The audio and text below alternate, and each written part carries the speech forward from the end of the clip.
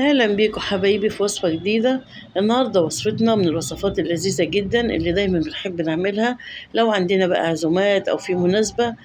تبقى من أول أكلة في القايمة لازم تتعمل مكرونة بنجريسكو، أكلة من الأكلات اللذيذة جدا اللي ما بنشبعش منها من طعمتها. يلا بقى بينا النهارده نعملها بطريقة سهلة جدا وبسيطة وبدون بقى طبقات وبدون تعب ولا بدون أي مجهود، وهنشوف الكلام ده مع بعض. بس يا ريت الفيديو لو عجبك ما تنسيش الاشتراك واللايك وتفعيل زر الجرس عشان يوصلك الأكلات اللي احنا على طول بننزلها. يلا بقى بينا نبدأ وصفتنا ونشوف هنعملها مع بعض ازاي. بس يا ريت تتبعوا كده الخطوات علشان تطلع مظبوطة منكم 100% وتطلع بنفس الطعم والحلاوة دي. يلا بينا بقى نسمي الله ونبدأ مع بعض.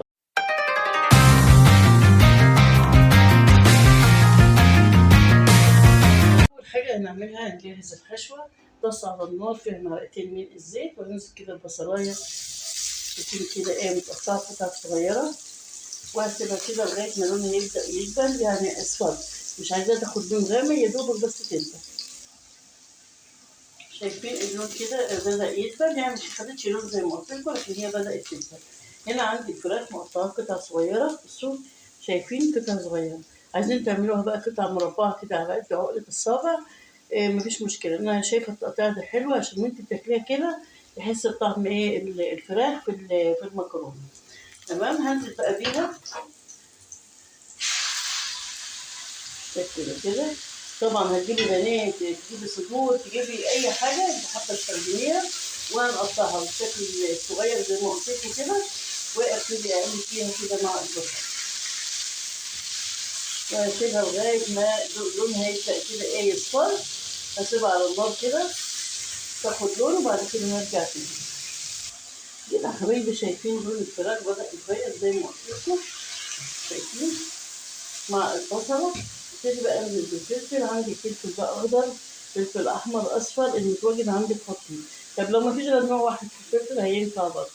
انا ربنا كرمنا النهارده فيه فلفل احمر واخضر واصفر فانا هشتغل بيه، لكن لو ما فيش زي ما قلت لك مفيش مشكله. هنقلب كده كله بقى مع بعضه، نسيبه كده على النار ياخد بس شويه كده مع بعض، ونحط له بقى الحقيق بتاعه ويبقى كده الحشوه عندنا تمام. هسيبها بس شويه على النار ونرجع تاني. بالنسبه بقى للبهارات، عندي ملح، عندي فلفل، بهارات الفراخ عندي نص معلقه صغيره من القرفه. هنزل بالبهارات كده واقلب بقى كل الكلام ده مع بعض. بس مش هنحط اكتر من التوابل دي عشان طعم اللحمه، طعم الفراخ اللي احنا مستخدمينها، او لو بتعملي اللحمه مفرومه البهارات ما تغطيش على الطعم، فيبقى طعم اللحمه او الفراخ ظاهره في المكرونه. فانا هسيبها يدوب بس دقيقتين ثلاثه وهشيلها من على النار، ونشوف بقى الخطوه اللي بعد كده هنعمل ايه مع بعض. كده حبايبي عندي خطوتين هشتغل فيهم. اول حاجه حاطه حله على النار عشان اسلق فيها المكرونه، والحله التانية هعمل فيها البشاميل. البشاميل اللي عندي هنا انا مستخدمه النهارده كيلو مكرونه، فعندي 8 معالق من الدقيق. انا بحب ازود البشاميل بيدي طعم حلو قوي. فانا هسيب بقى كده حبايبي، حطيت الدقيق على النار، مجرد ما الزيت والسمنة سخنوا قوي هنزل بقى بالحليب شوية بشوية. هنزل كده شوية وابتدي اقلب شوية شوية، ما ينفعش انزل كده مرة واحدة. طبعا كل شوية احط اللبن بالتدريج واقلب علشان ما يكلكعش. اقلب كده كده حبايبي تمام. انا حطيت كده رتل حليب على، وحطيت كوبايه تانية، يعني رتل وكوبايه على الثمان معالق من الدقيق، وفضلت اقلب بقى لغايه ما وصلت للقوام ده. القوام ده جميل جدا، لا هو تقيل ولا خفيف، تمام كده. بس هحط له بقى الملح والفلفل، لو متواجد فلفل ابيض ماشي، مش متواجد يعني الفلفل الاسمر بيسمر، يا ريت يعني يكون في فلفل ابيض. فانا ما عنديش النهارده غير فلفل اسمر فمش هحط كده حبايبي على البشاميل معلقه من القشطه، بتديها تطعيمه حلوه قوي. فلو متواجد عندكم حطوها، مش متواجد مفيش اي مشكله، الدنيا مش هتقف يعني. اقلب كده علشان تسيح لان هي كانت في الفريزر. كمان هحط شويه كده رومي مبشورين عشان بديها تطعيمه كده وتبقى البشاميل بتاعنا كده مغذي وجميل وتطعيمته حلوة قوي. يبقى كده حطينا معلقة قشطة وشوية جبنة مبشورة، بس كده. احط بس الملح وخلاص كده. شايفين القوام بتاعه جميل جدا تحفة. هنشوف بقى نسلق المكرونة وبس كده. بعد كده نركب الصينية الجميلة بتاعتنا. كده حبايبي خلاص سلقنا المكرونة، حضرنا البشاميل، حضرنا الحشو مع بعض. وشايفين المكرونة ما تهروهاش، يعني المكرونة تكون فيها يعني 3/4 سوا. شايفين مش مهرية، يعني المكرونة ماسكة نفسها. تمام كده. أول حاجة بقى نعملها، هنجيب كده مغرفة من البشاميل وننزل بيها كده في الصينية من تحت كده. حبايبي بعد ما بطنت الصينية طبعا من البشاميل هشيلها كده، وهنعمل خطوة حلوة قوي. يعني في أغلب الناس بتعمل طبقة وطبقة، فأنا النهاردة هعمل طريقة حلوة قوي بتخلي المكرونة طعمها أحلى وبتطلع مظبوطة قوي. هنعمل إيه بقى؟ هنجيب المكرونة نحطها في الحلة. بعد كده ما حطيت المكرونة في الحلة، أنزل عليها بقى بنص البشاميل. هاجي كده عليها، أحط عليها نص كمية البشاميل. بعد كده بقى نقلبها، خليها كلها تتملي كده يعني كلها تبقى متغلفة كده بالبشاميل. الطريقة دي حلوة قوي قوي، أحسن ما احنا نحط طبقة طبقة. شايفين؟ بصوا كل حتة في المكرونة فيها بشاميل ازاي.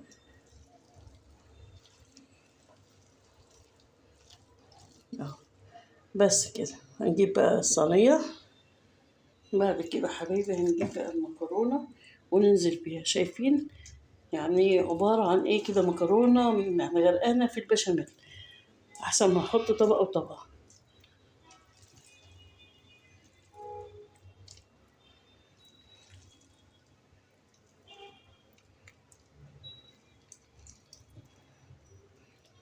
نحاول بس كده نفردها كده ما تكونش مكلكعة.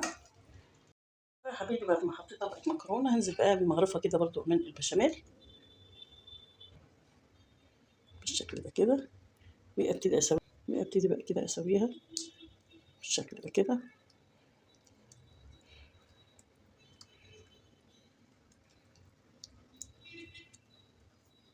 هنيجي بقى كده ننزل بقى بالحشوة.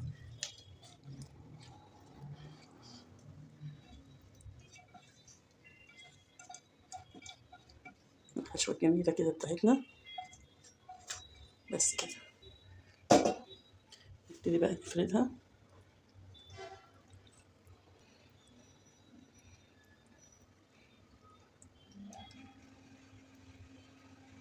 اهم حاجه نسويها عشان شكل الصينيه تبقى منسقه كده وحلوه. شايفين الشكل بتاعها؟ شكلها جميل جدا كده. بعد كده بقى نجيب بقى الزيتون. بصي هو المفروض يعني زيتون اسود، بس انا مش بحب الزيتون الاسود، كلنا ما بنحبوش يعني، فطبعا مش معقول نحط حاجه مش بناكلها. لكن هو لو عندك زيتون اسود هو بيتحط زيتون اسود، بس زي ما قلت لكم انا مش باكله، او انا اولادي يعني مش بناكله. نديلهم رشه كده متينه عشان الحاجه اللي الحادقه بتدي طعم حلو في الحاجه. تمام كده. غرقنا زيتون اهو، لا تزعلوا. بس كده. بعد كده بقى رشه حلوه كده من جبنه الرومي المبشوره. انا بحبها قوي قوي، يعني نجريسكو بتدي طعم حلو. بس نحط كده بذمه شويه يعني. تمام.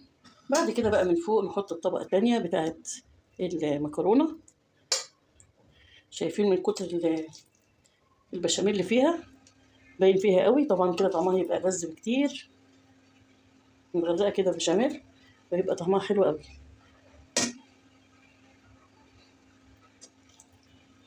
تمام كده. بس اهم حاجه الطبقه تبقى رفيعه، ما نحطش كتير يعني. خلاص كده حطينا الطبقه الثانيه من المكرونه. هنزل بقى باخر طبقه وقبل الاخيره بالبشاميل. طبعا هي اخده كفايتها قوي قوي من البشاميل، هنحط لها بس الوش ده من فوق.